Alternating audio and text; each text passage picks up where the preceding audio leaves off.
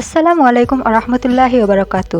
আজ আমরা এই ভিডিওতে একটি গল্প শুনব। গল্পটির নাম হলো একজন অন্ধ ইহুদি ও পরম মমতার দৃষ্টান্ত। মদিনার এক বাজারের কোণে এক বৃদ্ধ অন্ধ ইহুদি বসে থাকতেন। তার কাজই ছিল সারাদিন নবী মুহাম্মদ সাল্লাল্লাহু আলাইহি ওয়াসাল্লামের নামে আজে বাজে কথা বলা এবং মানুষকে তার থেকে দূরে থাকার পরামর্শ দেওয়া। সে চিৎকার করে বলতো, তোমরা ওই জাদুকর থেকে দূরে থেকো, সে তোমাদের পূর্বপুরুষের ধর্ম নষ্ট করে দিচ্ছে। আশ্চর্যের বিষয় হলো এই অন্ধ বৃদ্ধের ঠিক পাশে প্রতিদিন একজন ব্যক্তি আসতেন। তিনি কোনো কথা না বলে পরম মমতায় বৃদ্ধের মুখে খাবার তুলে দিতেন। শুধু তাই নয়, বৃদ্ধ যেন সহজে খাবার গিলতে পারে সেজন্য তিনি নিজ হাতে খাবার নরম করে দিতেন। খাওয়া শেষ হলে বৃদ্ধ আবার সেই ব্যক্তিকে উদ্দেশ্য করে নবীজি সাল্লাল্লাহু আলাইহি ওয়াসাল্লামের নামে নিন্দা শুরু করত। কিন্তু এই ব্যক্তিটি মুখ বুজে হাসি মুখে সব সহ্য করতেন এবং প্রতিদিন এসে তাকে খাইয়ে যেতেন। হঠাৎ ছন্দপতন। একদিন সেই দয়ালু ব্যক্তিটি আর আসলেন না। বৃদ্ধ ক্ষুধার্ত অবস্থায় বসে রইলেন। পরের দিন হযরত আবু বকর রাদিয়াল্লাহু তাআলা আনহু সেই বৃদ্ধের কাছে আসলেন এবং তাকে খাবার খাওয়াতে শুরু করলেন। বৃদ্ধ খাবার মুখে নিয়েই হাত সরিয়ে দিলেন এবং রেগে গিয়ে বললেন, তুমি কে? যে ব্যক্তি আমাকে প্রতিদিন খাওয়াতো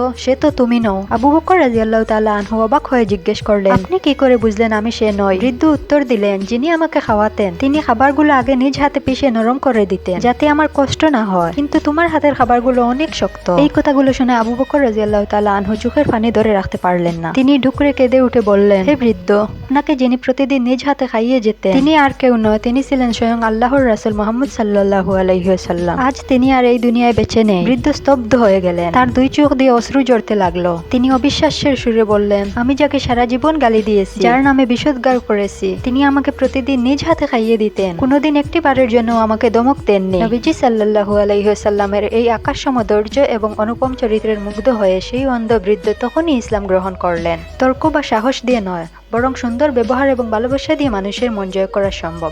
ইসলাম আমাদের শেখায় শত্রুর প্রতি দয়া দেখাতে।